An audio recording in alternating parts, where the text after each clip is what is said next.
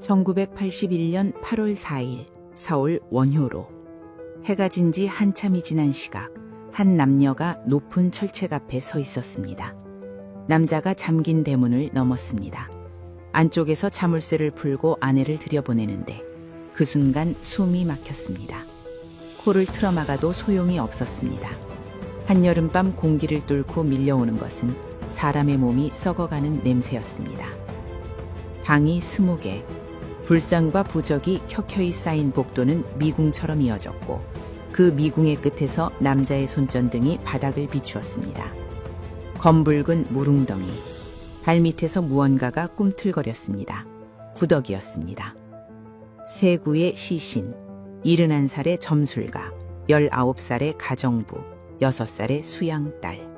죽은 지 약 13일이 지나 있었습니다. 이 사건은 3번 세상을 뒤흔듭니다. 처음은 잔혹한 살인 그 자체로, 두 번째는 범인으로 몰린 한 여성에게 가해진 끔찍한 고문으로, 그리고 세 번째는 살인을 수사하던 형사가 피해자의 돈을 훔치다 적발된 경악스러운 반전으로. 지금부터 그날의 충격적인 이야기를 전해드리겠습니다. 이야기를 시작하기 전에 무료 버튼인 구독과 좋아요 한 번씩만 눌러주시면 많은 분들이 범죄와 사기 피해를 예방하는 데 큰 도움이 됩니다. 그럼 어메이징 미스터리 지금 바로 시작합니다. 용산경찰서 수사본부가 가장 먼저 부딪힌 것은 피해자의 정체였습니다. 원효로, 높은 철책 너머의 2층 목조 건물. 등기부를 뒤져보니 연건평 60평에 방이 20개였습니다. 서울 한복판, 그것도 1980년대 초 용산에 이런 규모의 개인저택이 존재한다는 사실부터가 수사관들의 고개를 갸웃거리게 만들었습니다. 건물 안으로 들어선 감식반원들은 방마다 빼곡히 들어찬 물건들 앞에서 걸음을 멈춰야 했습니다. 금빛 불상이 놓인 불단 옆으로 오색천이 늘어져 있었고 벽에는 한자로 빽빽하게 쓴 부적이 액자째 걸려 있었습니다. 불교와 무속의 물건이 한 공간에 뒤섞여 층층이 쌓인 모양새는 누군가의 수십 년 세월이 응축된 것처럼 보였습니다. 여기 사람이 사는 겁니까? 절입니까? 감식반원 하나가 중얼거렸습니다. 대답하는 사람은 없었습니다. 처음 들어온 사람은 화장실을 찾아 나가는 것조차 쉽지 않았습니다. 복도가 꺾이고 방이 이어지고 또 꺾이고 그 구조 자체가 미궁이었습니다. 집주인의 이름은 윤씨, 나이 71, 평생 결혼을 하지 않았고 스스로를 불교 수행자이자 점술가라고 밝힌 여성이었습니다. 동네 사람들은 그녀를 원효로 보살이라고 불렀습니다. 금강산에서 득도를 했다는 소문이 오래전부터 떠돌았습니다. 소문의 진위는 확인할 길이 없었지만 그것이 중요한 것은 아니었습니다. 중요한 것은 그 소문을 믿고 철책 안으로 들어선 사람들의 면면이었습니다. 자유당 정권 시절부터 이 집의 대문을 두드린 사람들 가운데는 정계의 실력자가 있었습니다. 고위 관료가 있었고 재계 인사가 있었습니다. 검은 승용차가 좁은 골목 끝에 멈추면 운전기사가 먼저 내려 문을 열고 양복 차림의 남자가 고개를 숙인 채 철책 안으로 사라지곤 했습니다. 선거철이면 발걸음이 더 잦았다는 증언도 있었습니다. 한 번 점을 보는데 복채가 수백만 원에 달했다는 이야기가 주변인들의 입에서 나왔습니다. 1981년에 수백만 원, 서울 외곽의 작은 아파트 한 채를 살 수 있는 돈이었습니다. 수사관들이 은행 기록과 부동산 등기를 추적하자 윤 씨의 재산 규모가 드러나기 시작했습니다. 원효로 저택의 대지 110평, 전남 순천의 400평짜리 주택 부지, 여러 은행에 분산된 예금은 합산하면 1억 원을 넘었습니다. 모두 합쳐 약 5억 원. 미혼의 점술가가 홀로 쌓아올린 재산치고는 놀라운 규모였습니다. 장학사업, 자선활동, 사찰 불사에도 이름을 올려 명예직만 49개에 달했습니다. 그러나 수사관들이 친척들을 한 명씩 불러 조사를 시작하자 전혀 다른 이야기가 흘러나왔습니다. 이모는 남한테는 크게 쓰셨어요. 절에 시주할 때는 수천만 원도 내놓으셨지. 그런데 피부치한테는 10,000원 한 장이 그렇게 아까우신 거야. 한 친척의 말이었습니다. 명예직 49개와 대조적으로 윤 씨는 친척들에게 돈에 관해서는 지독할 정도로 인색했습니다. 빌려달라는 말에 문전박대를 당한 적이 한두 번이 아니었고 명절에 찾아가도 교통비조차 쥐어주지 않았다는 증언이 여러 친척에게서 반복되었습니다. 아이 학비 좀 도와달라고 했더니 너희가 벌어서 써라고 하시더라고. 절에는 몇 천만 원씩 내시면서. 또 다른 친척의 목소리에는 오래 삭힌 담정이 배어 있었습니다. 사찰에는 거액을 희사하면서 형제의 자식들에게는 쌀한가마 보내지 않는 사람. 바깥 세상에서는 자선가여, 철책안에서는 인색한 독신 노인. 그 격차가 만들어낸 감정이 무엇이었는지 친척들의 눈빛이 말해주고 있었습니다. 재산 5억 원, 배우자도 자녀도 없는 평생 미혼. 윤 씨가 세상을 떠나면 그 돈은 어디로 가는가? 수사관들의 머릿속에 하나의 방향이 잡혀가고 있었습니다. 다시 저택의 구조를 들여다보았습니다. 높은 철책, 안에서만 열 수 있는 대문, 20개의 방이 미로처럼 얽힌 내부. 한 감식반원은 화장실을 찾으러 갔다가 엉뚱한 방에 들어서서 되돌아 나오기까지 몇 분을 헤맸다고 했습니다. 복도가 꺾이고 방이 이어지고 또 꺾이는 구조. 외부인이 이 집에 처음 들어와서 방의 위치를 파악하고 범행 도구를 찾아내고 사람을 해치고 빠져나간다는 것은 현실적으로 불가능에 가까웠습니다. 여러 차례 드나든 적이 있는 사람, 이 미궁의 구조를 머릿속에 그릴 수 있는 사람, 범인은 윤 씨의 세계 안에 있었습니다. 수사본부는 용의선상에 올릴 인물을 추리기 시작했습니다. 평생 미혼이었던 윤 씨에게 남편도 자식도 없었습니다. 가장 가까운 혈육은 조카들. 그 중에서도 가장 자주 이 집을 드나들었던 사람, 재산 상속의 1순위에 해당하는 사람들이 먼저 소환 대상에 올랐습니다. 용의자 목록은 5에서 6명 사이로 좁혀졌습니다. 모두 윤 씨와 혈연으로 이어진 이 미궁의 지도를 머릿속에 가지고 있을 만한 사람들이었습니다. 수사관들은 범행 추정일을 7월 22일로 잡았습니다. 부검 결과와 주변 정황을 종합한 날짜였습니다. 그날 서울의 낮 최고 기온은 30도를 훌쩍 넘겼고 해가 져도 열기가 쉽게 가시지 않는 한여름밤이었습니다. 윤 씨의 마지막 밤은 이렇게 재구성되었습니다. 안방이었습니다. 선풍기가 돌아가는 방 안에서 윤 씨는 텔레비전 앞에 앉아 있었습니다. 71살 노인의 일상적인 여름밤 풍경이었습니다. 2층에는 19살의 가정부 강 씨가 있었고 6살 수양딸은 같은 2층 침대 위에 누워 잠을 청하고 있었을 것으로 추정되었습니다. 방 20개의 저택 안에 셋. 불단 위에 촛불이 꺼지고 텔레비전의 푸른 빛만이 안방벽을 비추고 있던 그 시각. 누군가가 이 집안으로 들어왔습니다. 윤 씨는 수십 년 동안 남들의 미래를 점쳐주었습니다. 찾아오는 이들의 손금을 읽고 사주를 풀고 흉한 기운을 경고했습니다.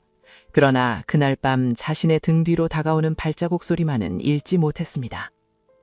그리고 약 13일 동안 이 집의 문을 여는 사람은 아무도 없었습니다. 1981년 7월 22일 밤 수사본부가 재구성한 그날의 기록입니다. 안방 텔레비전에서 흘러나오는 소리가 복도까지 번지고 있었습니다. 윤 씨는 텔레비전을 등지지 않고 정면을 바라보며 앉아 있었습니다. 71세 노인에게 여름밤의 텔레비전은 잠들기 전 마지막 일과였을 겁니다. 선풍기 바람이 불단의 오색 천자락을 가볍게 흔들고 있었고 2층에서는 19살 가정부 강 씨와 6살 수양딸이 각자의 방에서 밤을 보내고 있었을 것으로 추정되었습니다. 범인은 윤 씨의 뒤쪽에서 접근했습니다. 손에 쥐인 것은 쇠망치였습니다. 첫 번째 타격이 윤 씨의 머리에 내려 꽂혔습니다. 텔레비전 소리에 묻혔을 수도 있고 묻히지 않았을 수도 있는 둔탁한 소리.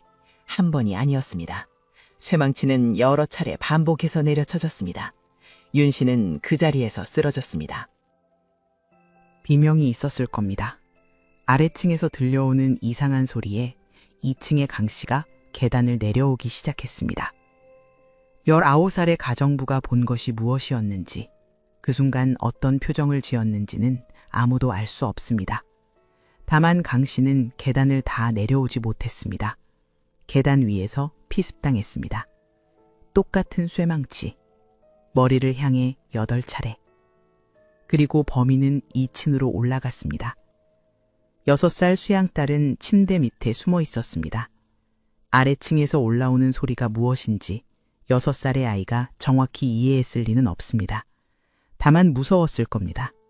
이불을 걷어차고 침대 아래 어둠 속으로 몸을 밀어 넣었을 겁니다. 작은 몸을 최대한 웅크리고 숨소리조차 죽이려 했을 겁니다.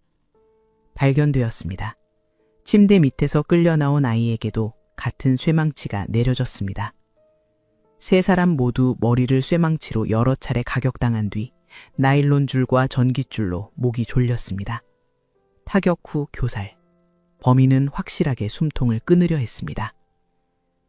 수사관들이 주목한 것은 금고였습니다. 안방에 있던 금고의 문이 열려 있었습니다. 그런데 안에 든 돈은 거의 그대로 남아 있었습니다. 금고를 열 줄 아는 사람이었다는 거지? 그런데 돈은 안 가져갔어? 수사관 한 명이 말했습니다. 급해서 못 가져간 건가? 세 사람을 죽이고도 금고를 열 여유는 있었는데 돈을 챙길 여유가 없었다고? 대답은 나오지 않았습니다. 금고는 열려 있는데 돈은 남아 있다. 이 모순은 범행 동기를 추정하는데 가장 큰 걸림돌이 되었습니다. 돈이 목적이었다면 왜 가져가지 않았는가? 돈이 목적이 아니었다면 세 사람의 목숨을 앗아갈 이유는 무엇이었는가? 범인은 범행 후 저택을 빠져나갔습니다. 대문은 다시 잠겼습니다. 높은 철책 너머 원효로의 골목은 여전히 고요했고 서울의 한여름밤은 아무 일도 없었다는 듯 흘러갔습니다. 그리고 침묵이 시작되었습니다. 7월 23일, 아무도 오지 않았습니다. 7월 24일, 25일, 마찬가지였습니다. 낮이면 서울의 기온은 30도를 넘겼고 밀폐된 저택 안의 온도는 그보다 훨씬 높았을 겁니다. 시신 3구가 놓인 밀폐 공간에서 부패는 빠르게 진행되었습니다. 일주일이 지났습니다. 열흘이 지났습니다. 철책 바깥으로는 원효로의 일상이 이어졌습니다. 자동차가 지나가고 아이들이 뛰어놀고 저녁이면 골목마다 밥 짓는 냄새가 퍼졌습니다. 그 안에서는 한여름의 열기가 3구의 시신을 서서히 삼키고 있었습니다. 피는 바닥에 스며들어 시체에서 흘러나온 부패액과 뒤엉켰고 구더기가 바닥을 뒤덮기 시작했습니다. 약 13일. 아무도 이 집을 찾지 않았다는 사실은 윤 씨의 삶 자체를 보여주는 것이었습니다. 평생을 미혼으로 살았고 가정부와 수양딸만이 이 넓은 저택의 유일한 식구였습니다. 친척들과의 관계는 돈을 둘러싼 긴장으로 가득했고 점을 보러 오는 고객들은 정해진 날에만 찾아왔습니다. 71세 노인이 전화를 받지 않는다고 해서 대문이 열리지 않는다고 해서 즉시 달려올 사람이 없었습니다. 방이 20개인 넓은 저택이 오히려 이 고립을 완성하고 있었습니다. 높은 철책은 바깥 사람의 시선을 차단했고 미로 같은 내부 구조는 안에서 무슨 일이 벌어지고 있는지 밖에서는 상상조차 할 수 없게 만들었습니다. 부유했지만 외로웠던 삶의 구조가 죽음 이후에도 고스란히 이어지고 있었습니다. 1981년 8월 3일, 윤 씨의 조카가 이모의 부재를 이상하게 여기기 시작한 것은 이날이었습니다. 며칠째 전화를 받지 않는다는 것을 알게 된 조카는 경찰에 실종 신고를 넣었습니다. 다음 날인 8월 4일 오후 9시, 조카는 아내 고 씨와 함께 원효로 저택을 찾았습니다. 대문은 잠겨 있었습니다. 안에서 인기척은 없었습니다. 조카가 철책을 넘어 안으로 들어가 자물쇠를 풀었습니다. 고 씨가 안으로 들어서는 순간 밀폐된 공간에 약 13일 동안 갇혀있던 공기가 한꺼번에 쏟아져 나왔습니다. 어머 세상에. 고 씨가 코를 막으며 뒷걸음질 쳤습니다. 상상할 수 없는 악취였습니다. 여름 한복판, 밀폐된 목조 건물 안에서 약 13일 동안 방치된 시신이 뿜어내는 냄새. 그것은 사람이 견딜 수 있는 영역 너머에 있었습니다. 조카 부부는 곧바로 경찰에 신고했습니다. 용산경찰서에서 수사관들이 출동했고 서울은 이 사건으로 발칵 뒤집혔습니다. 부유한 점술가의 저택에서 3구의 시신이 발견되었다는 소식은 다음 날 아침 신문의 사회면을 도배했습니다. 그런데 시신을 발견한 사람은 조카 부부였습니다. 그 중에서도 경찰의 시선은 안으로 함께 들어간 조카의 아내 고 씨에게 향하고 있었습니다. 시체를 발견해 신고한 사람, 피해자의 조카 며느리, 그리고 재산 상속의 직계 라인에 서 있는 사람. 경찰은 아직 그녀에게 아무 말도 하지 않았습니다. 하지만 수사본부 안에서는 이미 그녀의 이름이 오르내리고 있었습니다. 용산경찰서 형사들이 원효로 저택에 도착한 것은 8월 4일 밤 10시가 넘은 시각이었습니다. 대문을 열고 마당을 지나 현관에 이르기까지 형사들의 발걸음은 점점 느려졌습니다. 악취가 벽처럼 밀려왔습니다. 손수건으로 코를 막아도 옷깃을 끌어올려 입을 가려도 소용이 없었습니다. 냄새는 피부로 스며드는 것 같았습니다. 현관을 지나 안방으로 향하는 복도, 손전등 불빛이 바닥을 훑자 형사 한 명이 발을 멈췄습니다. 바닥이 젖어 있었습니다. 피와 부패액이 뒤엉킨 검붉은 액체가 마룻바닥 위에 고여 발을 디디면 미끄러질 정도였습니다. 한 발짝 내딛자 구두 밑에서 질척거리는 감촉이 올라왔습니다. 바닥 위로 무언가가 움직이고 있었습니다. 구더기였습니다. 수만 마리. 바닥을 뒤덮고 벽을 타고 시신 위를 기어다니고 있었습니다. 종아리를 물어뜯더라고. 바지단을 걷어올리는데 구더기가 달라붙어서 떨어지지를 않아. 현장에 최초로 진입한 형사의 증언이었습니다. 8월에 밀폐된 목조 건물, 약 13일, 시신 3구. 형사들 중 일부는 현관에서 더 이상 들어가지 못하고 밖으로 나와 구토를 했습니다.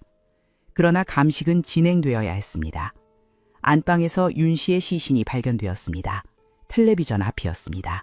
극심한 부패로 얼굴은 알아볼 수 없는 상태였고 두개골에 쇠망치에 의한 것으로 추정되는 함몰 흔적이 여러 군데 확인되었습니다. 목에는 나일론 줄이 감겨 있었습니다. 계단 근처에서 가정부 강 씨의 시신이 2층 방에서 수양딸의 시신이 각각 발견되었습니다. 세 사람 모두 머리에 둔기 타격 흔적과 목에 졸린 자국이 있었습니다. 감식반은 시신의 상태만으로도 범행의 잔혹함을 짐작할 수 있었습니다. 윤 씨의 두개골에는 최소 5군데 이상의 함몰이 있었고 강 씨의 머리에는 8차례의 타격 흔적이 남아 있었습니다. 6살 수양딸의 시신은 침대 옆 바닥에서 발견되었는데 작은 몸에도 어김없이 같은 방식의 상흔이 확인되었습니다. 세 사람 모두 머리를 가격당한 뒤 나일론 줄과 전깃줄로 목이 졸려 있었다는 점에서 범인은 단 한 사람도 살려보낼 생각이 없었음이 분명했습니다. 문제는 이 현장에서 어떤 증거를 채취할 수 있느냐는 것이었습니다. 담당 검사는 현장을 둘러본 뒤 현장 보존 상태가 심각하게 부실하며 부패가 너무 진행되어 확보할 수 있는 물증이 극히 제한적이라는 견해를 밝혔습니다. 검사의 판단은 과장이 아니었습니다. 부패의 정도가 너무 심해 정밀 감식 자체가 생리적으로 불가능한 수준이었습니다. 지문 채취, 족적 확보, 혈흔 패턴 분석, 교과서에 나오는 모든 절차가 이 현장에서는 무력했습니다. 악취와 부패액 속에서 장갑을 낀 손으로 무언가를 만지는 것 자체가 형사들에게는 고역이었습니다. 그런데 더 큰 문제가 벌어지고 있었습니다. 감식이 채 끝나기도 전에 수사본부 형사들이 저택 안을 뒤지기 시작한 것입니다. 20개의 방, 그 안에 쌓인 물건들. 혹시 범행 몽기를 밝힐 단서가 있을지 모른다는 생각에 형사들은 서랍을 열고 장롱을 뒤지고 금고 주변을 살폈습니다.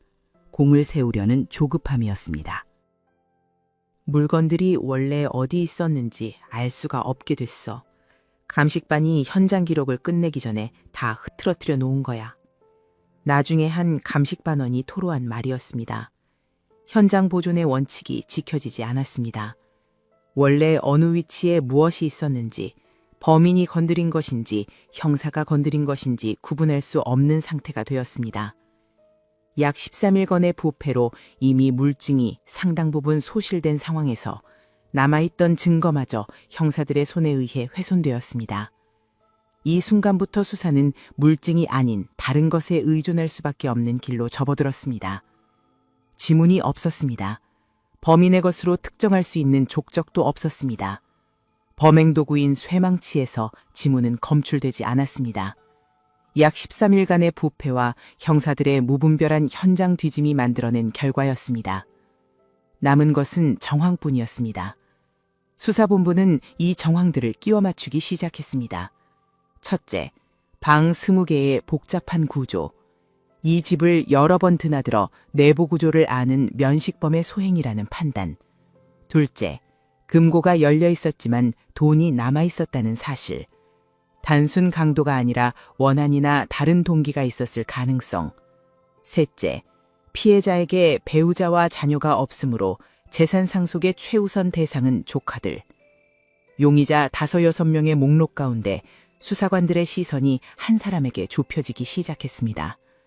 고 씨, 46세, 피해자 윤 씨의 조카 며느리.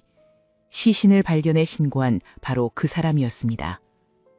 고 씨의 신상이 올라왔습니다. 명문 여중고를 거쳐 서울소재대학 성악과를 졸업한 여성. 졸업 후에는 보험회사 외무사원으로 일하고 있었고 딸 셋과 아들 하나를 둔 어머니였습니다. 남편은 서울의 경찰청에서 계장으로 근무하는 공무원이었습니다. 평범한 중산층 가정. 주변 사람들은 고 씨가 윤 씨를 친어머니처럼 모셨다고 입을 모았습니다. 그런데 경찰이 파고든 것은 다른 부분이었습니다. 고 씨가 윤 씨에게 아파트를 사달라고 요청한 적이 있었다는 사실, 그리고 그 요청이 거절되었다는 사실. 경찰은 여기에 재산 상속 동기를 더했습니다. 면식범, 재산 동기, 아파트 구입 거절에 따른 원한, 세 개의 정황이 고 씨를 가리키고 있었습니다. 물증은 단 하나도 없었지만 1981년의 수사관들에겐 물증의 부재는 치명적인 문제가 아니었습니다. 그들에게는 물증보다 확실한 것이 있었습니다. 자백. 1981년 8월 6일, 사건 발생 후 불과 이틀 뒤 고 씨는 경찰에 연행되었습니다. 영장은 없었습니다. 8월 6일 새벽, 고 씨는 용산경찰서에서 첫 번째 조사를 받았습니다. 몇 시간 뒤 풀려났습니다. 그러나 그것은 끝이 아니었습니다. 같은 날 오전 10시 30분, 고 씨는 다시 강제로 연행되었습니다. 이번에는 경찰서가 아니었습니다. 형사들이 고 씨를 데려간 곳은 서울 시내의 한 호텔이었습니다. 영장 없는 연행, 경찰서가 아닌 외부 장소에서의 조사. 1981년의 대한민국에서 그것은 하나의 의미밖에 없었습니다. 기록에 남지 않는 수사. 누구의 눈에도 띄지 않는 장소에서 누구의 귀에도 들리지 않는 방식으로 진행되는 신문. 경찰서에서 피의자를 조사하면 기록이 남습니다. 접견 기록, 조사 시간, 참여 인원. 그러나 호텔방 안에서는 어떤 기록도 남지 않습니다. 누가 들어왔고 누가 나갔는지, 안에서 무슨 일이 있었는지 아무도 확인할 수 없습니다. 형사들이 고 씨를 경찰서가 아닌 호텔로 데려간 이유는 명백했습니다. 기록 바깥의 공간이 필요했던 것입니다. 고 씨를 덤댕한 것은 하 씨를 비롯한 형사 3명이었습니다. 하 씨는 경력 13년의 베테랑 형사로 수사본부에서 이 사건의 핵심 수사를 맡고 있었습니다. 호텔방 안에서 첫 번째 질문이 시작되었습니다. 7월 22일 밤에 어디 있었습니까? 고 씨는 대답했습니다. 집에 있었다고. 남편과 아이들과 함께 저녁을 먹고 텔레비전을 보다 잠들었다고. 평범한 여름밤이었다고. 형사들은 같은 질문을 다시 했습니다. 또 다시 했습니다. 고 씨의 대답은 같았습니다. 그러자 질문의 방향이 바뀌었습니다. 윤 씨한테 아파트 사달라고 했지? 네, 한 적 있습니다. 거절당했지? 네. 그래서 죽인 거 아닙니까? 고 씨는 부인했습니다. 형제들은 고 씨의 부인을 받아들이지 않았습니다. 호텔을 옮겼습니다. 첫 번째 호텔에서 두 번째 호텔로, 이틀 뒤에는 세 번째 호텔로. 장소가 바뀔 때마다 고 씨는 바깥 공기를 마실 수 있었지만 그것은 이동하는 차 안에서 뿐이었습니다. 호텔 방문이 닫히면 다시 같은 질문이 시작되었습니다. 잠을 재우지 않았습니다. 고 씨가 나중에 법정에서 증언한 바에 따르면 이것이 가장 견디기 힘든 고문이었습니다. 밤이 되어도 불을 끄지 않았습니다. 눈을 감으면 흔들어 깨웠습니다. 형사들은 교대했지만 고 씨에게 교대는 없었습니다. 하루가 이틀이 되고 이틀이 사흘이 되어도 잠을 잘 수 없었습니다. 시간 감각이 무너지기 시작했습니다. 낮인지 밤인지 여기가 몇 번째 호텔인지 분간이 되지 않았습니다. 수면을 박탈당한 인간의 몸과 정신에는 일정한 순서로 전화가 찾아옵니다. 처음에는 피로와 짜증이, 이틀째부터는 집중력과 판단력이 급격히 떨어지고 사흘이 넘어가면 환각과 환청이 시작될 수 있습니다. 자기가 한 말과 하지 않은 말의 경계가 흐려집니다. 형사들이 들려주는 이야기가 자신의 기억인지 남의 이야기인지 구분하기 어려워집니다. 잠을 재우지 않는 것은 단순한 괴롭힘이 아니라 사람의 기억과 의지를 무너뜨리는 체계적인 방법이었습니다. 그리고 물고문이 시작되었습니다. 고 씨의 법정 진술에 따르면 형사들은 고 씨의 옷을 벗겼습니다. 양손에 수갑을 채운 채 욕조 안에 눕혔습니다. 그리고 코와 얼굴에 물을 들이붓었습니다. 숨을 쉴 수 없었습니다. 물이 코로 입으로 쏟아져 들어왔습니다. 기침과 규역질 사이로 들려오는 것은 같은 질문이었습니다. 네가 죽인 거 맞지? 고 씨가 고개를 저었습니다. 물이 다시 쏟아졌습니다. 물고문만이 아니었습니다. 전신을 구타했고 발로 밟았습니다. 46세 여성의 몸 위로 군화 바닥이 내려 찍혔습니다. 그리고 협박이 이어졌습니다. 상부에서 정책적으로 다루라는 지시가 내려왔어. 자백하지 않으면 여기서 죽어서 나가게 될 거야. 검찰에서 번복하면 다시 데려와서 전기고문을 하겠다. 형사들은 진술서를 내밀었습니다. 고 씨는 쓰고 또 썼습니다.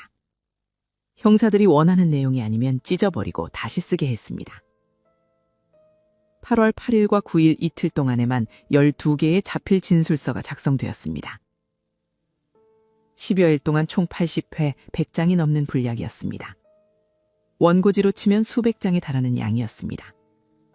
처음에는 글씨가 반듯했지만 날이 갈수록 글씨는 흐트러지고 문장은 앞뒤가 맞지 않게 되어갔습니다. 형사들은 그럴 때마다 종이를 구겨버리고 새 종이를 내밀었습니다. 같은 시각 고 씨의 남편도 별도의 장소에서 구금되어 있었습니다. 7일간이었습니다. 검찰청 계장이라는 직함은 아무런 방패가 되지 않았습니다. 곤봉으로 맞았습니다. 그리고 형사들이 내민 종이 위에 이렇게 썼습니다. 아내가 범인인 것 같습니다. 남편의 자술서. 그것이 자발적인 판단이었는지 고통을 멈추기 위한 항곡이었는지는 그 자리에 있었던 사람만이 알 수 있을 것입니다. 고 씨가 옮겨 다닌 호텔은 모두 7곳이었습니다. 영장 없이 감금된 기간은 8월 6일부터 17일까지 11일. 그 11일 동안 고 씨의 알리바이는 12차례 번복되었다고 경찰은 주장했습니다. 그러나 그 번복이 고 씨 스스로의 의지에 의한 것이었는지 잠을 재우지 않고 물을 붓고 발로 밟은 끝에 나온 것이었는지는 이후 법정에서 가장 치열하게 다퉈질 쟁점이 됩니다. 1981년 8월 13일. 연행된 지 일주일이 지난 날이었습니다. 고 씨는 자백했습니다. 제가 죽였습니다. 고 씨는 나중에 법정에서 이 순간을 이렇게 증언했습니다. 살려만 준다면 무엇이든 시키는 대로 하겠다는 모든 것을 포기한 순간에 자백을 한 것입니다. 경찰은 자백을 받아냈습니다. 수사본부에는 안도의 기운이 돌았습니다. 이제 남은 것은 기자회견뿐이었습니다. 2981년 8월 17일 구속영장이 발부된 날 용산경찰서는 기자회견장을 열었습니다. 고 씨가 들어왔습니다. 검은색 반짝이 원피스에 흰 운동화, 흰 손수건으로 얼굴을 가리고 있었지만 손수건 너머로 흐느끼리 소리가 새어나왔습니다. 카메라 플래시가 연달아 터졌습니다. 기자들의 시선이 일제히 이 여성에게 쏠렸습니다. 내가 사람을 죽였다. 고 씨가 말했습니다. 손수건을 쥔 손이 떨리고 있었습니다. 나를 어서 죽여달라. 울음이 터졌습니다. 기자회견장이 술렁였습니다. 카메라 셔터 소리가 빗줄기처럼 쏟아졌습니다. 다음 날 신문에는 손수건으로 얼굴을 가린 고 씨의 사진이 일면에 실렸습니다. 원효로 살인사건 용의자 자백이라는 제목 아래 고 씨는 이미 범인으로 규정되어 있었습니다. 재판이 시작되기도 전에 여론의 판결은 끝나 있었습니다. 용산서장이 단상에 섰습니다. 경찰이 발표한 범행 시나리오는 이랬습니다.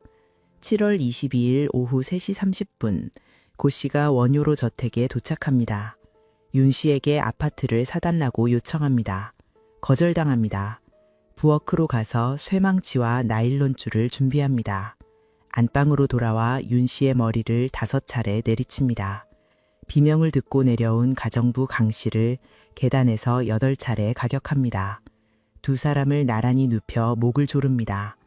2층으로 올라가 수양딸을 찾아 같은 방법으로 살해합니다. 폐물을 챙깁니다. 밤 10시 20분 저택을 빠져나옵니다. 도책에서 퇴거까지 총 50분. 3사람을 제압하고 살해하고 증거를 정리하고 폐물을 챙기기까지 걸린 시간이 50분이라는 것이었습니다. 기자들 사이에서 고개를 갸웃거리는 사람이 있었습니다. 고 씨의 체형은 비만 쪽에 가까웠습니다. 게다가 디스크 환자였습니다.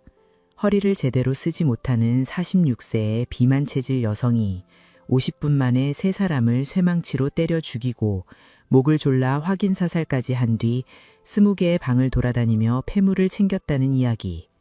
더구나 그중 한 명은 계단을 내려오다 피습당한 19세의 젊은 여성이었고 범인은 그 여성을 제압한 직후 2층으로 올라가 침대 밑에 숨은 아이를 찾아내야 했습니다. 20개의 방 가운데 아이가 어디에 숨었는지를 파악하고 찾아내고 같은 방식으로 살해하기까지의 과정이 모두 50분 안에 이루어졌다는 것이었습니다. 그런데 서장의 발표에서 더 이상한 부분이 있었습니다. 서장이 직접 이렇게 말한 것입니다. 범행 당시 입고 있던 원피스에서 혈흔이 발견되지 않았지만 기자 한 명이 손을 들었습니다. 3사람을 쇠망치로 때려서 죽였는데 옷에 피가 한 방울도 안 묻었다는 겁니까? 서장은 답변을 얼버무렸습니다. 쇠망치로 사람의 머리를 수차례 내리치면 피는 사방으로 튑니다. 타격한 사람의 옷에, 얼굴에, 손에 묻지 않을 수가 없습니다. 그것도 3사람을 연달아 가격했다면 범인의 의복은 혈흔으로 뒤덮여 있어야 정상이었습니다. 그런데 고 씨의 원피스에서 피가 검출되지 않았다고 서장이 직접 인정한 것입니다. 물증은 그뿐만이 아니었습니다. 현장에서 고 씨의 지문은 나오지 않았습니다. 범행 도구인 쇠망치에서도 금고에서도 문손잡이에서도 고 씨의 것으로 특정할 수 있는 직접 증거는 단 하나도 없었습니다. 경찰이 유일하게 내세운 간접물증은 고 씨가 소지하고 있던 윤 씨의 폐물이었습니다. 그러나 이 폐물에도 석연치 않은 점이 있었습니다. 나중에 밝혀진 바에 따르면 이 폐물은 수사 과정에서 형사가 보관하고 있다가 고 씨에게 맡긴 것이었습니다. 고 씨가 현장에서 훔쳐나온 것이 아니라 형사의 손을 거쳐 고 씨에게 건네진 것이었습니다. 폐물의 경위를 기록한 자술서 역시 조작된 것으로 의심되었습니다. 자백, 그것만이 경찰이 가진 전부였습니다. 그리고 그 자백은 7개의 호텔을 존전하며 잠을 재우지 않고 물을 붓고 발로 밟아 얻어낸 것이었습니다. 8월 21일 담당 부장검사가 서울 시내의 한 호텔에서 고 씨의 자백을 녹음했습니다. 테이프 속 고 씨의 목소리는 차분했습니다. 범행 과정을 조목조목 설명하는 말투는 막힘이 없었습니다. 검사는 나중에 이 녹음에 대해 이렇게 회고했습니다. 그렇게 자연스러울 수가 없었습니다. 너무 자연스러웠습니다. 10여일 동안 80회에 걸쳐 100장 넘는 진술서를 쓰고 또 썼던 사람. 같은 내용을 수십 번 반복하다 보면 그 이야기는 마치 실제 기억처럼 입에 붙게 됩니다. 형사들이 만들어준 시나리오를 수십 번 되뇌인 끝에 고 씨의 입에서 나온 자백은 진짜처럼 들릴 수밖에 없었습니다. 그로부터 일주일 뒤인 8월 28일 3차 피의자 신문이 열렸습니다. 검사 앞에 앉은 고 씨는 이전과 다른 사람이었습니다. 어깨가 굳어 있었고 눈빛이 달라져 있었습니다. 나는 죽이지 않았습니다. 고 씨가 말했습니다. 이전에 한 자백은 모두 거짓입니다. 경찰이 시킨 대로 한 것입니다. 검사가 물었습니다. 녹음 테이프에서 본인이 직접 범행 과정을 설명하지 않았습니까? 형사들이 알려준 내용을 외워서 말한 것입니다. 80번을 쓰면 누구라도 외워집니다. 기자회견에서 죽여달라고 울부짖던 여성이 열흘 만에 모든 것을 뒤집었습니다. 경찰은 당혹했습니다. 검찰 안에서도 의견이 갈렸습니다. 자백이 진짜인가, 고문의 산물인가? 이 질문에 대한 답은 이제 법정에서 내려져야 했습니다. 1981년 9월 11일 검찰은 고 씨를 살인 혐의로 기소했습니다. 기소장에 적힌 혐의는 강도살인, 재물을 탈취할 목적으로 세 사람을 살해했다는 것이었습니다. 유죄가 인정될 경우 형량은 사형 또는 무기징역. 고 씨의 목숨이 법정 위에 올라간 것이었습니다. 그로부터 보름 뒤인 9월 28일 서울 형사지방법원에서 첫 번째 공판이 열렸습니다. 방청석은 꽉 차 있었습니다. 기자들이 앞줄을 차지했고 그 뒤로 고 씨의 가족들과 사건에 관심을 가진 시민들이 빼곡히 앉아 있었습니다. 법정 문이 열렸습니다. 교도관 2명이 먼저 들어왔습니다. 그 사이에 한 여성이 있었습니다. 걷는다기보다 끌려온다는 표현이 맞았습니다. 허리가 앞으로 꺾여 있었습니다. 상체를 세울 수 없는 사람의 자세였습니다. 양쪽 교도관의 팔에 매달리다시피 한 채 피고인석까지 이동하는데 오랜 시간이 걸렸습니다. 방청석이 웅성거렸습니다. 저 사람이 3명을 쇠망치로 때려 죽였다고? 누군가의 작은 목소리가 들렸습니다. 대답하는 사람은 없었지만 같은 의문이 법정 안을 떠돌고 있었습니다. 기자회견에서 봤던 고 씨와 지금 법정에 서 있는 고 씨는 전혀 다른 사람처럼 보였습니다. 한 달 반 전 손건견으로 얼굴을 가린 채 죽여달라고 울부짖던 여성. 그때는 최소한 스스로 걸어 들어왔습니다. 지금은 혼자 힘으로 피고인석까지 걸어갈 수조차 없었습니다. 재판장이 물었습니다. 피고인, 공소 사실을 인정합니까? 고 씨는 양손으로 피고인석 앞 책상을 짚고 겨우 몸을 지탱한 채 대답했습니다. 인정하지 않습니다. 경찰의 고문에 의해 거짓 자백을 한 것입니다. 법정안이 한순간 고요해졌습니다. 검찰 측에서 움직임이 있었습니다. 검사가 서류를 넘기는 소리가 들렸습니다. 검찰은 자백 녹음 테이프를 핵심 증거로 제출했습니다. 테이프 속 고 씨는 범행 과정을 막힘없이 설명하고 있었습니다.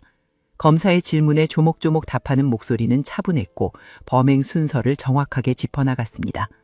변호인이 반박에 나섰습니다. 피고인은 누구나 보듯이 허리가 완전히 꺾여 있습니다. 변호인의 목소리가 법정에 울렸습니다. 꾀병은 이틀입니다. 6개월을 앓을 수는 없습니다. 기소된 지 2달이 넘었습니다. 지금 이 법정에서 스스로 걸어 들어오지 못하는 사람입니다. 이것이 고문의 증거가 아니면 무엇입니까? 재판부는 신체 감정을 명령했습니다. 11월 3일 서울대병원의 감정 결과가 법원에 제출되었습니다. 요추부와 전흉부의 심한 통증, 허리 운동이 곤란한 상태, 양쪽 대퇴부로 퍼지는 방사통, 의료진의 소견은 명확했습니다. 외부 충격에 의한 손상이었습니다. 구치소에 수감될 당시의 기록도 법정에 올라왔습니다. 허리와 가슴에 멍이 있었고 왼쪽 손목뼈가 탈구된 상태였습니다. 손목뼈는 같은 방 재소자가 맞춰준 것으로 확인되었습니다. 병원이 아닌 같은 감방의 수감자가 빠진 뼈를 제자리에 끼워 넣었다는 이야기였습니다. 구치소에 입소할 당시 의료 기록에는 고 씨의 왼쪽 손목이 비정상적으로 부어 있었다는 내용이 적혀 있었습니다. 경찰 조사 과정에서 수갑이 채워진 상태로 구타당하면서 손목뼈가 빠진 것으로 추정되었습니다. 제대로 된 치료를 받지 못한 채 구치소에 수감되었고 같은 방 재소자가 경험에 의존해 뼈를 맞춰준 것이었습니다. 거짓말 탐지기 검사도 시도되었습니다. 그러나 결과는 나오지 않았습니다. 국립과학수사연구소의 기록에는 이렇게 적혀 있었습니다. 피고인이 근육통을 호소하여 시험 조건이 극히 미달. 탐지기에 앉아 있는 것조차 고통스러울 만큼 몸이 망가져 있었다는 뜻이었습니다. 총 8회의 공판이 열렸습니다. 20여 명의 증인이 법정에 섰습니다. 고 씨의 장녀도 증인석에 앉았습니다. 아직 20살이 되지 않은 딸이 판사 앞에서 어머니의 억울함을 호소했습니다. 방청석에서 흐느끼는 소리가 새어나왔습니다. 재판의 쟁점은 단 하나로 압축되었습니다. 자백의 임의성.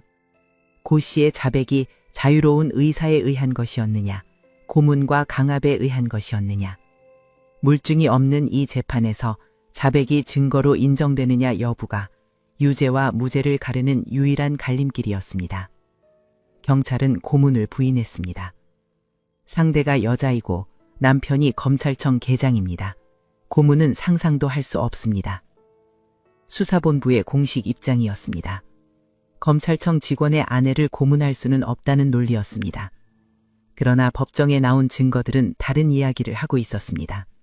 서울대병원 감정서, 구치소 입소 기록, 같은 방 재소자의 증언, 그리고 허리가 꺾인 채 교도관에게 부축받으며 법정에 들어오는 고 씨의 몸 자체가 1982년 1월 21일 8회 공판.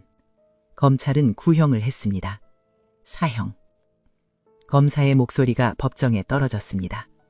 세 사람을 쇠망치로 살해한 잔혹한 범행.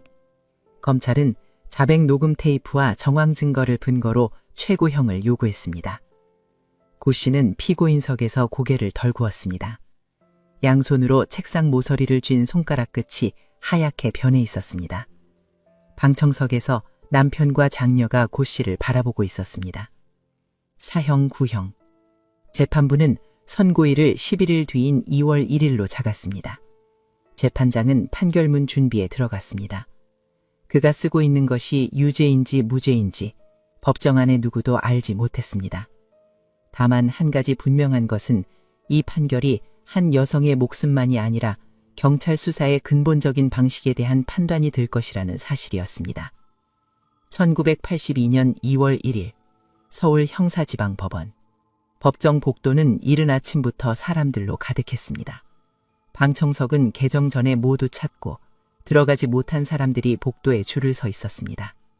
고 씨의 남편, 장녀를 비롯한 가족들이 방청석 한쪽에 앉아 있었습니다. 기자들이 수첩을 펼치고 대기하고 있었습니다. 사형이 구형된 사건의 선고 공판. 그 결과가 어느 쪽이든 내일 신문에 일면을 장식할 것이라는 사실을 기자들은 알고 있었습니다. 재판장이 입장했습니다. 법정이 조용해졌습니다. 고 씨가 들어왔습니다. 여전히 교도관 2명에게 부축받고 있었습니다. 기소된 지 5개월, 허리는 여전히 펴지지 않았습니다. 피고인석에 도착한 고 씨는 양손으로 앞 책상을 짚고 서 있었습니다. 앉으라는 말에도 허리가 꺾여 앉는 것이 더 고통스러운 듯 서 있는 쪽을 택했습니다. 재판장이 판결문 이유 낭독을 시작했습니다. 재판장은 먼저 검찰이 제출한 증거들을 하나씩 짚어나갔습니다. 자백 녹음 테이프, 고 씨의 자필 진술서, 정황 증거, 그리고 그 증거들이 왜 유죄의 근거가 될 수 없는지를 설명하기 시작했습니다. 피고인이 팔꿈치와 다리에 멍든 자국이 있었고 잠을 자지 못했으며 부당한 신체의 장기 구금이 경찰 수사 단계에서 행해졌다고 인정된다. 재판장의 목소리는 담담했습니다. 그러나 그 내용은 경찰 수사 전체를 정면으로 부정하는 것이었습니다. 구속영장 없이 10일간 호텔 등 7개소를 전전하며 피고인을 감금한 사실이 인정된다. 법정 안의 공기가 바뀌기 시작했습니다. 방충석에서 숨소리조차 들리지 않았습니다. 피고인의 자백은 고문과 첩박에 의해 강압적인 분위기에서 이루어진 것으로 판단되므로 임의성을 인정할 수 없어 증거 능력이 없다. 고 씨의 어깨가 떨리기 시작했습니다. 책상을 짚고 있던 손가락에 힘이 들어갔습니다. 재판장은 계속했습니다. 신체 감정서의 내용, 구치소 입소 당시 확인된 멍과 손목뼈 탈구, 같은 방 재소자의 증언, 검사가 녹음한 테이프에서도 고 씨의 왼팔에 상처가 있었음을 확인하는 대목이 존재한다는 사실까지. 재판부는 경찰이 부인한 고문을 증거 하나하나를 들어 인정했습니다. 그리고 물증의 부재를 지적했습니다. 범행 당시 입었다는 원피스에서 혈흔이 검출되지 않은 점, 현장에서 피고인의 지문이 나오지 않은 점, 범행 도구에서 피고인과 연결되는 직접 증거가 단 하나도 없는 점. 재판장은 이 세 가지를 나란히 짚은 뒤 한마디를 덧붙였습니다. 자백 이외에 피고인을 범인으로 지목할 수 있는 독립적인 증거가 존재하지 않는다는 것이었습니다. 자백의 증거 능력이 부정된 이상 이 사건에서 피고인의 유죄를 뒷받침할 증거는 아무것도 남지 않았습니다. 낭독이 끝에 다다랐습니다. 재판장이 판결문의 마지막 페이지를 넘겼습니다. 법정 안의 모든 시선이 재판장의 입에 고정되어 있었습니다. 주문. 피고인은 무죄. 한 박자의 정적이 있었습니다. 그리고 고 씨가 앞으로 엎드렸습니다. 책상 위에 얼굴을 묻고 어깨를 들썩이며 통곡했습니다. 소리가 법정 전체를 채웠습니다. 5개월 만에, 아니 8월 6일 호텔로 끌려간 이후 6개월 만에 처음으로 터져나온 울음이었습니다. 방충석이 폭발했습니다. 고 씨의 남편이 자리에서 일어났습니다. 장녀가 울음을 터뜨렸습니다. 150여 명의 방충객 사이에서 박수소리가 터져나왔습니다. 누군가 만세를 외쳤고 여기저기서 손뼉을 치는 소리가 이어졌습니다. 법정 경위가 정리에 나섰지만 쉽게 가라앉지 않았습니다. 울음소리와 박수소리가 뒤엉킨 법정 안은 선고 직후 몇 분 동안 통제 불능 상태였습니다. 검찰 쪽은 고요했습니다. 담당 검사는 홀로 검사석에 앉아 허공을 바라보고 있었습니다. 기자가 다가가 소감을 물었습니다. 검사는 아무 말도 하지 못했습니다. 한참을 그 자리에 앉아 있다가 서류를 정리해 가방에 넣었습니다. 사형을 구형한 검사가 무죄 선고를 받아든 순간이었습니다. 사형 구형에서 무죄 선고. 검찰이 사형을 구형한 피고인에게 1심에서 곧바로 무죄가 선고된 것은 당시 사법부의 역사에서 전례를 찾기 어려운 일이었습니다. 더구나 1981년 군부 독재 시대, 경찰의 수사를 법원이 정면으로 부정하고 고문에 의한 자백을 배제한다는 것은 재판장 개인에게도 상당한 부담이 따르는 판결이었습니다. 판결 직후 재판장에게 외부로부터 압력이 가해질 수 있다는 우려가 법조계 안에서 나돌았습니다. 그만큼 이 판결은 시대를 거스르는 결정이었습니다. 이 판결은 수사기관이 강압적으로 얻어낸 자백을 법원이 정면으로 배척한 선례가 되었습니다. 적법한 수사 절차를 요구하고 직접 증거 없이 자백만으로는 유죄를 인정할 수 없다는 원칙을 세운 판결. 당시의 사법 환경을 고려하면 극히 이례적인 소신 판결이었다는 평가를 받았으며 한국 사법 역사의 전환점 가운데 하나로 기록됩니다. 그러나 법정 밖에서는 다른 시선이 존재했습니다. 무죄 판결이 나왔다는 것은 세 사람을 죽인 진범이 여전히 잡히지 않았다는 뜻이기도 했습니다. 71세 노인과 19세 가정부, 6살 아이, 세 사람의 목숨을 앗아간 범인은 이 순간에도 어딘가에서 자유로운 몸으로 숨쉬고 있었습니다. 무죄 판결의 환호 뒤에는 그 사실이 무겁게 깔려 있었습니다. 그리고 이 사건에는 아직 세상에 드러나지 않은 이야기가 하나 더 남아 있었습니다. 고 씨를 고문하고 자백을 받아내고 사건을 해결했다는 공로로 특진 대상에까지 올랐던 그 형사, 하 씨. 그의 손이 피해자의 예금 증서 위에 올라가 있었다는 사실은 무죄 판결이 나고 며칠이 지나서야 세상에 알려지게 됩니다. 시간을 되돌려야 합니다. 1981년 10월 고 씨의 재판이 진행되고 있던 바로 그 시기, 수사본부 안에서는 다른 일이 벌어지고 있었습니다. 하 씨는 수사 과정에서 피해자 윤 씨의 통장과 예금 증서를 정리하는 업무를 맡고 있었습니다. 압수품 정리 작업이었습니다. 윤 씨의 재산 규모는 수사 초기부터 확인된 바 있었고 여러 은행에 분산 예치된 예금 내역을 목록화하는 것이 하 씨에게 맡겨진 업무였습니다. 통장과 증서를 합치면 수십 개가 넘었습니다. 하 씨는 한 장 한 장 대조하며 압수품 목록과 맞춰보았습니다. 그런데 작업 중에 3장의 예금 증서가 눈에 들어왔습니다. 합계 550만 원. 1981년에 550만 원이면 서울 외곽의 소형 아파트 한 채 값에 육박하는 금액이었습니다. 하 씨는 이 3장의 증서가 압수품 목록에 빠져 있다는 것을 확인했습니다. 현장 감식이 부실했던 탓에 수거 과정에서 누락된 것이었습니다. 목록에 없는 증서, 아무도 이 3장의 존재를 모르는 상태. 하 씨의 손이 멈췄습니다. 주위에는 아무도 없었습니다. 복도 너머로 다른 형사들의 발소리가 간간히 들렸지만 이 방 안에서 무슨 일이 벌어지고 있는지 아는 사람은 없었습니다. 하 씨는 3장의 예금 증서를 접어 호주머니에 넣었습니다. 살인사건의 피해자가 남긴 예금 증서를 그 살인을 수사하는 형사가 주머니에 넣은 것이었습니다.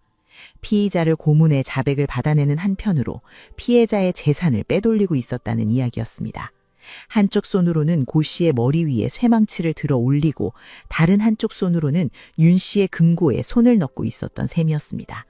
하 씨는 증서를 곧바로 현금화하지 않았습니다. 시간을 두었습니다. 수사가 마무리되고 언론의 관심이 다른 곳으로 옮겨간 뒤에 움직일 생각이었을 겁니다. 한참이 지난 뒤 하 씨는 지인을 통해 시중은행 지점에서 이 증서를 현금으로 바꾸려 했습니다. 증서는 여러 사람의 손을 거쳤습니다. 하 씨에게서 지인에게, 그 지인에게서 또 다른 사람에게, 중간 경유자가 늘어날수록 추적이 어려워질 것이라는 계산이었을 겁니다. 그런데 은행 창구 직원의 눈이 멈췄습니다. 증서의 명의는 사망한 윤 씨였고 이 사건은 서울 전체가 알고 있는 유명 살인사건의 피해자 이름이었습니다. 죽은 사람의 예금 증서를 제3자가 현금으로 바꾸겠다고 나타난 것입니다. 창구 직원은 즉시 상급자에게 보고했고 은행은 인출을 보류했습니다. 1981년 10월 14일 은행 측은 수상한 인출 시도를 용산경찰서에 신고했습니다. 신고를 접수한 경찰서에서 현장에 형사를 보냈습니다. 은행에 도착한 형사가 상황을 파악하고 증서의 출처를 추적하기 시작했습니다. 추적선은 하 씨에게로 이어졌습니다.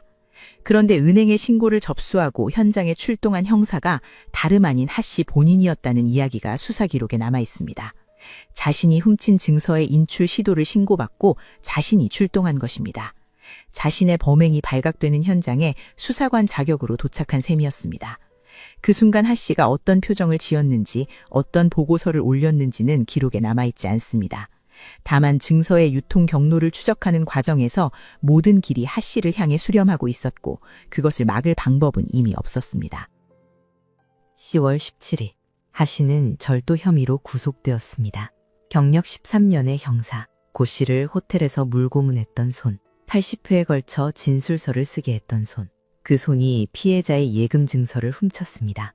소식이 퍼지자 경찰 조직 전체가 흔들렸습니다. 고문 경찰에 이어 도둑 정찰, 언론은 이 두 단어를 나란히 놓았습니다. 수사기관의 신뢰가 바닥을 찍은 순간이었습니다.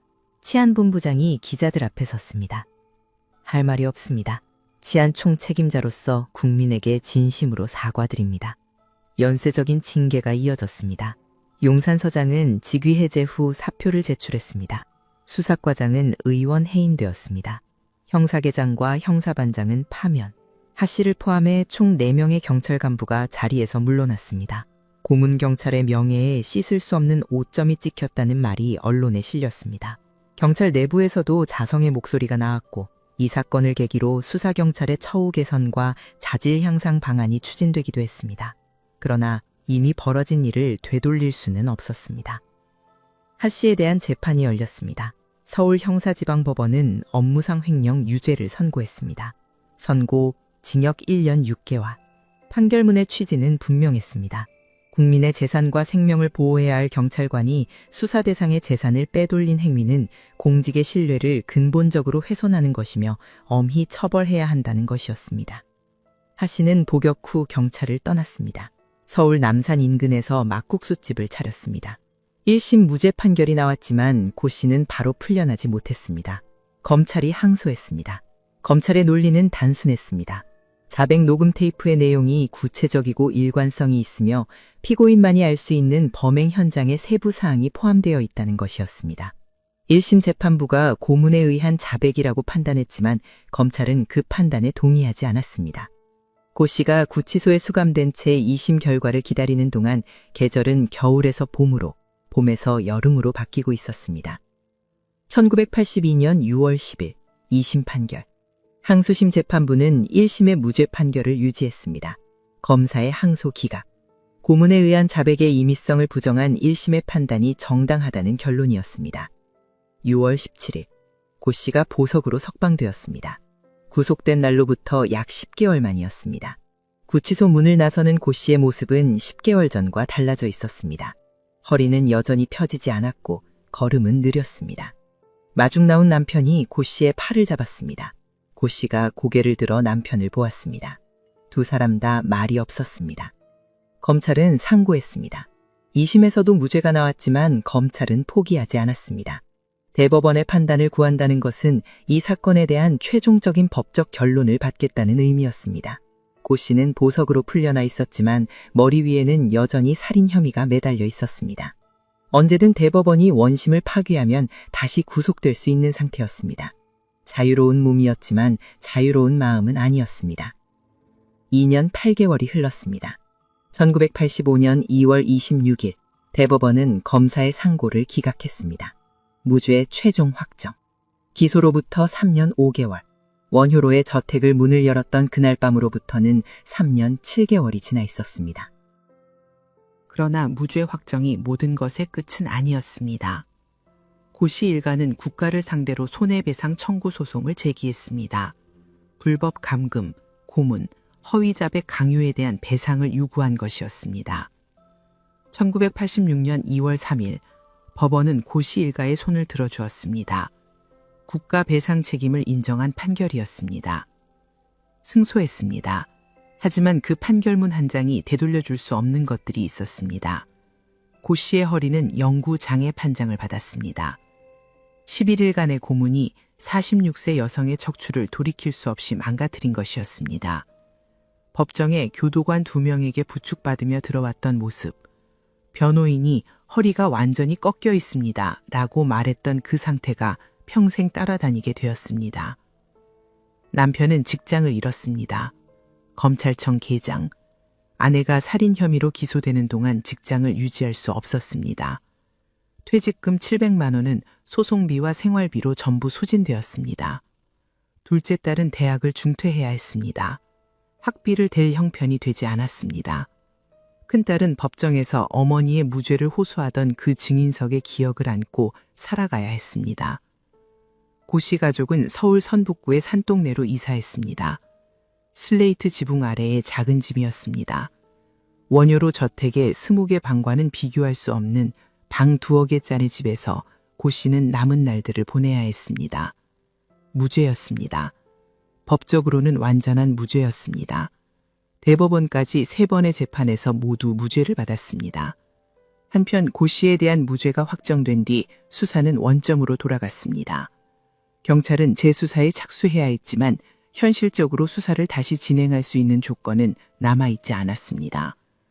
현장은 이미 훼손되어 있었습니다. 8월 4일 밤 감식이 끝나기도 전에 형사들이 저택 안을 뒤지기 시작했던 그 순간부터 물증은 사라지기 시작했습니다. 약 13일간의 부패로 소실된 증거에 형사들의 손이 더해져 원래 상태를 복원하는 것은 불가능했습니다. 용의자 목록은 여전히 5-6면이었지만 고 씨를 제외하면 나머지 용의자들에 대한 수사는 처음부터 깊이 이루어진 적이 없었습니다. 경찰이 초기 수사에서 고 씨 한 사람에게 모든 역량을 집중한 대가였습니다. 다른 용의자들의 알리바이를 정밀하게 확인하거나 그들의 동선을 추적하거나 재산 관계를 파고드는 작업이 사실상 이루어지지 않았던 것입니다. 고 씨가 범인이라는 확신 아래 나머지 가능성을 모두 닫아버린 수사의 대가가 이제 되돌릴 수 없는 현실로 돌아와 있었습니다. 시간이 흘렀습니다. 해가 바뀌고 또 바뀌었습니다. 수사 인력은 다른 사건으로 옮겨갔고 원효로 살인사건 파일은 미제 사건 암 속으로 밀려 들어갔습니다. 그리고 원효로의 저택에도 변화가 찾아왔습니다. 3사람이 살해된 집. 동네에서는 이미 흉가로 소문이 나 있었습니다. 아무도 가까이 가지 않았습니다. 철책 위로 담쟁이 덩굴이 우거지고 마당에는 잡초가 사람 키만큼 자랐습니다. 높은 철책과 20개 방으로 이루어진 점술가의 성체는 주인을 잃은 뒤 서서히 도시 속에 폐허가 되어 갔습니다. 문패 2개가 걸려있던 자리는 비어 있었고 불단에는 먼지가 겹겹이 쌓였으며 천장에 거미줄이 드리워져 있었습니다. 밤이 되어도 불빛 하나 새어나오지 않는 집. 윤 씨가 살아있을 때 정계와 재계의 인사들이 줄을 섰던 그 대문 앞을 이제는 아무도 두드리지 않았습니다. 1996년 8월 4일. 범행일인 1981년 7월 22일로부터 정확히 15년이 되는 날 공소시효가 만료되었습니다. 이 사건은 법적으로 영구 미제가 되었습니다. 설령 내일 진범이 밝혀진다 해도 법은 더 이상 그를 처벌할 수 없게 된 것입니다. 그런데 공소시효가 만료되기 훨씬 전에 이 사건의 마지막 증거는 이미 사라져 있었습니다. 1988년 3월 12일 밤 8시 20분경 원효로의 저택에 불이 난 것입니다. 원인은 밝혀지지 않았습니다. 오랫동안 방치된 목조 건물이었으니 전기 합선이었을 수도 불황자의 실화였을 수도 있습니다. 불은 50분 만에 진압되었지만 20개의 방은 모두 타버렸습니다.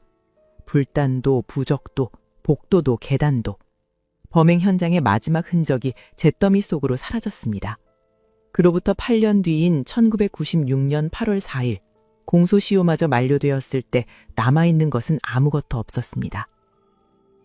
이 사건에는 3개의 이름이 있습니다. 살인 그 자체를 말할 때는 윤노파 피살 사건이라고 불렸습니다.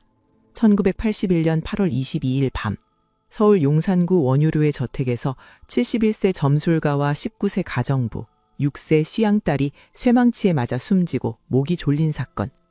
3사람의 죽음은 약 13일 동안 아무에게도 발견되지 않았고 여름 한복판 밀폐된 공간에서 시신은 형체를 알아보기 어려울 만큼 부패했습니다. 고문과 재판을 말할 때는 고씨 사건이라고 불렸습니다.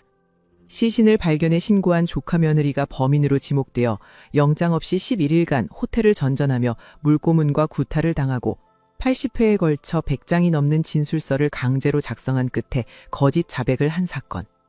검찰의 사형 구형에도 불구하고 법원은 고문에 의한 자백을 정면으로 배척하며 무죄를 선고했습니다. 윤 씨는 수십 년 동안 남들의 미래를 점쳐주었습니다. 정치인의 운명을 읽었고 사업가의 재물운을 짚었고 평범한 사람들의 궁금증에 답했습니다. 금강산으로 득도했다는 소문의 진위는 끝내 확인되지 않았습니다. 하지만 찾아오는 이들은 그녀의 말을 믿었습니다. 그 믿음 위에 약 5억 원의 재산이 쌓였고 각종 간체의 명예직이 수십 개 붙었습니다. 그러나 자신에게 다가오는 위험만은 내다보지 못했습니다. 안방 텔레비전 앞에서 맞이한 마지막 밤, 71년의 생 가운데 마지막 순간이 그토록 잔혹했다는 것을 윤 씨 본인은 알았을까요? 19세의 강 씨는 가정부였습니다. 아래층에서 들려오는 소리에 계단을 내려왔다가 화를 당했습니다. 19살. 인생이 이제 막 시작되려던 나이였습니다. 어떤 꿈을 꾸고 있었는지, 이 집에서 일하며 무엇을 모으고 있었는지 아무도 기록하지 않았습니다. 6세의 수양딸은 침대 밑에 숨었지만 발견되었습니다. 6세 아이가 어둠 속에서 느꼈을 공포를 상상하는 것조차 견디기 어렵습니다. 2사람의 이름은 사건 기록 속에서 피의자 번호로만 남아 있습니다. 누가 이들의 죽음을 기억하느냐고 묻는다면 대답할 수 있는 사람은 많지 않을 것입니다. 고 씨는 무죄를 받았습니다. 1심에서 2심에서 대법원에서 3번 모두 무죄. 국가상대 손해배상 소송에서도 승소했습니다. 법이 할 수 있는 모든 것을 법은 해주었습니다. 그러나 법이 해줄 수 없는 것이 있었습니다. 부서진 척추를 되돌려줄 수 없었습니다. 남편이 잃은 직장을 되돌려줄 수 없었습니다. 딸이 중퇴한 대학을 되돌려줄 수 없었습니다. 무엇보다 한 번 붙은 의혹의 시선을 거두게 할 수 없었습니다. 고 씨의 남편은 퇴직금 700만 원을 소송비와 생활비로 모두 쓴 뒤 새 직장을 구하지 못했습니다. 삼북고 산동계의 작은 집에서 2사람은 남은 날들을 견뎌야 했습니다. 고 씨의 허리는 끝내 펴지지 않았습니다. 영구 척추장애. 11일간의 고문이 남긴 흔적은 판결문보다 오래 그녀의 몸에 새겨져 있었습니다. 고문에 의한 자백을 법원이 정면으로 부정한 것은 한국 사법 역사에서 전환점으로 기록됩니다. 적법한 수사 절차의 요구, 직접 증거 원칙의 정립, 이후 수많은 재판에서 인용된 선례. 그 선례의 대가를 치른 것은 고 씨의 척추와 고 씨 가족의 삶 전체였습니다. 이 사건은 같은 시기에 발생한 또 다른 고문 조작 사건과 함께 수사기관의 관행적인 가혹행위에 경종을 울린 사건으로 평가됩니다. 2사건 모두 물증 없이 자백에만 의존한 수사였고 2사건 모두 무고한 사람이 기소된 뒤 진범을 찾지 못한 채 미제로 남았습니다. 1980년대 초반 대한민국 형사사법의 민낯이 고스란히 드러난 사건들이었습니다. 원효로의 저택은 잿더미가 되었습니다. 공소시효는 만료되었습니다. 진범은 잡히지 않았습니다. 이 사건에서 유일하게 법의 심판을 받은 사람은 세 사람을 죽인 범인이 아니라 피해자의 예금 증서를 훔친 형사 한 명뿐이었습니다. 세 사람의 죽음, 한 여성의 부서진 척추, 한 가족의 무너진 삶, 그리고 어둠 속으로 사라진 진범. 이 사건이 남긴 것은 해결되지 않은 질문 하나뿐입니다. 1981년 7월 22일 밤 원효로의 철책을 넘어 저택 안으로 들어간 사람이 있었습니다. 그 사람은 세 사람의 목숨을 앗아간 뒤 다시 그 문을 나와 어둠 속으로 사라졌습니다. 45년이 지난 지금까지 그가 누구인지 아는 사람은 아무도 없습니다. 여러분은 어떻게 생각하십니까? 그날 밤 누가 그 철책을 넘었을까요? 끝까지 시청해 주셔서 감사합니다. 지금까지 어메이징 미스터리였습니다.